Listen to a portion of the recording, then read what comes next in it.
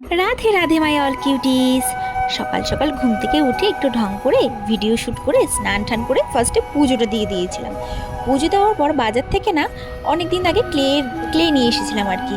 ফেসবুকে দেখি এত ক্লে দিয়ে কানের একটা ট্রেন্ড চলে এসেছে, তো ভেবেছিলাম আমিও বানাবো।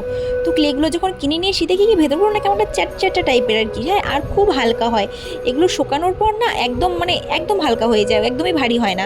একদম পলি পলি যে কতগুলো থাকে না পলিথিনের মতন চ্যাপটা চ্যাপটা ওরকম টাইপের হয়ে যায়। তো তোমরা যদি এরকম যদি কারো যদি বানাতে ইচ্ছে হয়, তোমরা না পেছনে দিকে যখন পিনগুলো ঢোকাবে তোমরা একটু ভালো করে সিকিওর করে নেবে, না হলে না খুলে যাওয়ার চান্স থাকে। তো আমি ভেবেছিলাম যে আমি বানাবোই, তো আমি বানিয়েও নিয়েছি। তো তোমরা বলো আমার কানেরগুলো কেমন হয়েছে, ঠিক আছে।